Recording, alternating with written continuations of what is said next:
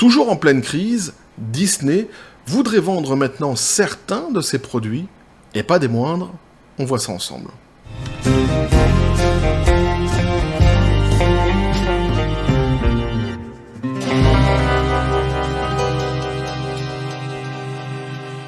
Et oui, et ce qui devait arriver, eh bien, arriva au grand mot, les grands remèdes, petit café les copains.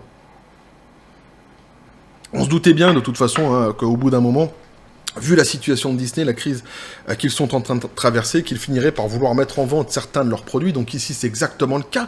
Et justement, c'est un sujet qui m'avait été suggéré à la base, non pas par Bernard Minet, mais ça pourrait, eh oui, mais par l'Avenix sur le Discord de la chaîne. Je l'en remercie donc vivement, évidemment. Donc on va voir ici ce qu'il en est exactement de cette fameuse mise en vente de certains de ces produits de Disney, hein. C'est une série que l'on continue à suivre sur la chaîne, une série palpitante qui est ce fameux déclin de Disney actuellement. Et donc on nous dit Bob Iger passe de la construction. Ah, il y avait quelqu'un qui avait mis ça d'ailleurs dans les commentaires dernièrement, Bob Iger. Ouais, ça m'avait fait rire. Bob le bricoleur aussi. Bob Iger donc passe de la construction d'un empire à la vente au garage de Disney. Eh oui, mais c'est comme ça. Bob Iger a fait de Disney la société de divertissement la plus puissante au monde en acquérant Pixar, Marvel et Lucasfilm, je le regrette évidemment. Maintenant, il cherche à réduire ses effectifs. Iger a mis en vente environ un tiers de la société cette semaine, déclarant les actifs télévisuels linéaires de Disney. Comprenez ici donc les chaînes de télévision tout simplement de Disney, non essentielles. Donc cela inclut les chaînes de télévision ABC, FX et Freeform. Il a également déclaré que Disney recherchait un partenaire stratégique pour ESPN, bien qu'il ne soit pas disposé à vendre tout, et que la société envisage déjà de vendre ou de restructurer ses activités de télévision de streaming en Inde. Et on va se rendre compte que derrière ces chaînes, évidemment, qui sont mises en vente, eh bien, il y a plusieurs licences très intéressantes, très importantes chez Disney. On verra ça un petit peu plus loin, justement, sur un autre article. Et donc, hein, ici aussi, il parle d'essayer de restructurer les activités, justement, en Inde, hein, puisqu'on avait vu qu'ils avaient perdu beaucoup, des millions d'abonnés là-bas, dernièrement. Alors, c'est une tournure des événements étonnante, mais inévitable pour un cadre qui a passé une grande partie de sa carrière à travailler à la télévision et pour une entreprise qui s'appuyait sur les réseaux câblés pour la majorité de ses bénéfices. Avant la pandémie, les réseaux médiatiques de Disney généraient 35%, soit 24,8 milliards de dollars des revenus de l'entreprise, et plus de 50%, soit 7,5 milliards de dollars de son bénéfice d'exploitation. Pourtant, le déclin accéléré de la télévision par câble a limité les options d'Iger. Il pensait avoir résolu ce problème avec Disney+, et Hulu. Ah ouais, mais ça fonctionne pas. Ces deux services de streaming grand public, mais son activité de streaming devrait enregistrer une perte d'environ 800 millions de dollars au cours du 3e trimestre qui vient de se terminer. Ah ouais. Évidemment, ça fait un petit peu mal. Quand on s'assoit, c'est pas évident. La direction a chassé les abonnés au streaming à des prix insoutenables pour accélérer le lancement de Disney+, en 2019, et cherche maintenant à augmenter les prix sans aliéner les clients. Disney+ a perdu 4 millions d'abonnés au dernier trimestre. Donc, toujours cette fameuse stratégie qu'on avait déjà vue dans les précédentes vidéos, c'est-à-dire effectivement, ils avaient déjà perdu pas mal d'abonnés par le passé, ils en reperdent davantage encore aujourd'hui, et ils veulent en plus augmenter les prix, tout ça en essayant de conserver les abonnés qu'ils ont maintenant. Ils parlent même pas d'essayer d'en gagner pour l'instant. Iger a mis en place une pancarte à vendre lors d'une interview avec CNBC à Sun Valley, en Idaho, qui accueille un sommet annuel de l'élite des médias et de la technologie organisé par la banque d'investissement Allen & Co. J'y ai pas été invité, une fois de plus. Ils m'oublient souvent, hein. Je sais pas si vous le remarquez, mais moi je le remarque en tous les cas. Ouais, parce que c'est remarquable en même temps. Ils m'oublient souvent dans leur dîner ou dans leurs conférences. C'est dommage, parce que j'ai pourtant plein de choses à leur dire à chaque fois. On ne sait pas encore à quel point Iger, ou Iger, ça dépend du coup, est sérieux dans la vente des réseaux de télévision entières. ABC, par exemple, est essentiel pour conserver les droits de la NBA. Ah ouais! FX a été un fournisseur clé de programmation pour Hulu qu'Iger prévoit de conserver et d'intégrer à Disney+. Pourtant, l'interview d'Iger sur CNBC était sans aucun doute un signal de détresse. Disney est contractuellement obligé d'acheter la participation d'un tiers de Comcast Corp dans Hulu dans le cadre d'un accord qui valoriserait l'entreprise à au moins 27,5 milliards de dollars. Il est également aux prises avec une dette colossale résultant de son acquisition de 71,3 milliards de dollars de la Century Fox en 2019. Une vente de l'activité TV pourrait rapporter environ 8 milliards de dollars selon l'analyste de Wells Fargo Steve Cahill, ce qui compenserait largement le coût d'acquisition du morceau de Hulu qu'il ne possède pas encore. La plupart des prétendants potentiels au réseau de télévision linéaire sont des entités financières telles que les sociétés de capital investissement qui les traqueraient pour de l'argent alors qu'elles sombrent dans l'obscurité. La liste des parties intéressées par ESPN est plus longue et pourrait inclure des géants technologiques comme Apple, Apple revient souvent avec Disney tout de même, ainsi que des sociétés sportives comme Fanatics. Le côté streaming du géant du sport ESPN+ reste davantage une activité de niche, mais Disney continue de signaler qu'il offrira toute ESPN en dehors du faisceau de câbles dans un proche avenir. Donc ils sont en train de découper morceau par morceau en fait chaque partie justement de ces fameuses chaînes pour essayer de les vendre à ceux qui sont intéressés justement par certains de ces segments. C'est de la vente à la découpe quoi en gros. Iger est revenu à Disney en novembre dernier en héros conquérant, désireux de sauver l'entreprise de l'ère de Bob Chapek, son successeur et prédécesseur. Il a dit qu'il ne resterait que 2 ans, un délai que peu ont pris au sérieux compte tenu de l'incapacité d'Iger à abandonner le contrôle lors de son premier passage en tant que PDG. Encore une fois ici, parce que ça m'énerve à chaque fois quand ils disent ça dans les médias, il faut bien comprendre que il n'est pas du tout arrivé en héros conquérant, il a été rappelé parce que justement Bob Chapek avait repris la succession de Bob Iger qui lui était parti donc à la retraite. Il avait mis en place un espèce de système Bob Iger. Bob Chapek normalement devait s'appuyer spécifiquement et précisément sur ce système, ce qu'il a fait exactement. Et le système que Bob Iger avait mis en place s'est complètement effondré. Ça a été une catastrophe totale. Donc effectivement ils ont viré Bob Chapek pour faire revenir Bob Iger, non pas en héros conquérant, mais surtout pour qu'il répare les conneries qu'il avait fait précédemment. Alors il a eu des grands succès, on l'a vu par le passé, ils l'ont dit au début de l'article sur certains rachats, Bob Iger, c'est vrai, mais en tous les cas, en ce qui concerne la direction qu'il avait donnée justement à l'entreprise avant de partir, le plan qu'il avait mis en place, celui-ci s'est complètement effondré. Et ça, on le doit spécifiquement et précisément à l'ami Bob Iger. Ah, mais ça sera coupé au montage une fois de plus, tu le sais bien. Après avoir reçu une prolongation de contrat de 2 ans, donc, Bob Iger a été prolongé dernièrement de 2 ans supplémentaires. Et là aussi, il y a une raison à tout cela. C'est assez simple, c'est-à-dire que pour l'instant, la mission pour laquelle il a été rappelé n'est pas tout simplement conclue. C'est-à-dire qu'il n'a pas réussi à atteindre les objectifs qu'on lui avait demandé. Donc forcément, ils l'ont prolongé en tous les cas pour qu'il puisse continuer ce qu'il avait commencé à entreprendre maintenant.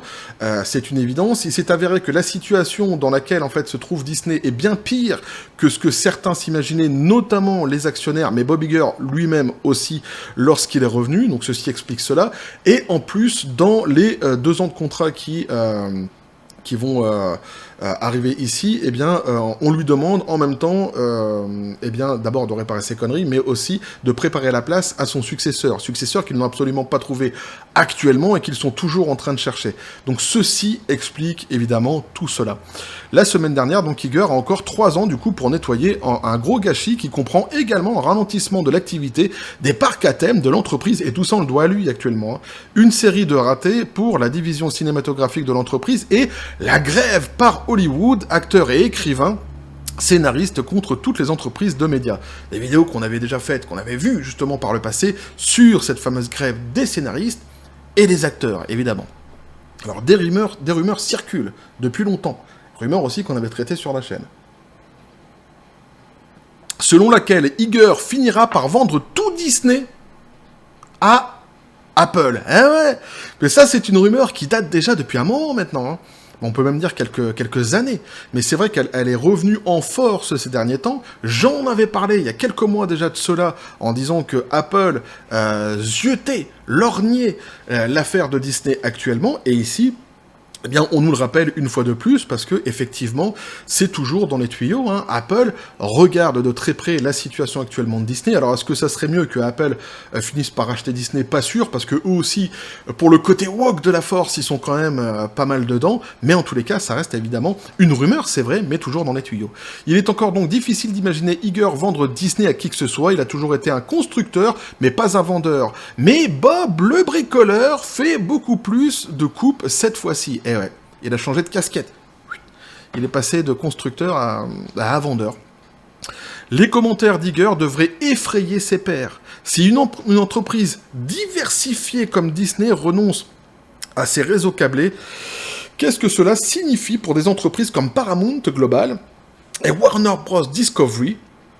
Ils tirent encore la quasi-totalité de leurs bénéfices des réseaux qui se rétrécissent. Et donc, pour conclure vraiment cet article, hein, pour voir exactement de quelle licence parle-t-on, entre autres d'ailleurs dans les chaînes qui sont ici mises en vente, et pourquoi je dis que évidemment, eh bien, c'est une information qui est très intéressante en tous les cas au regard justement de ces fameuses licences. Eh bien, on nous dit ici, si la vente de ces chaînes est ordonnée par Bob Iger, Disney renoncerait donc à un énorme héritage, ne serait-ce que donc que ABC, acheté en 1996, qui représente un catalogue important de séries TV telles que Good Doctor, Grey's Anatomy, Desperate Housewives, Columbo.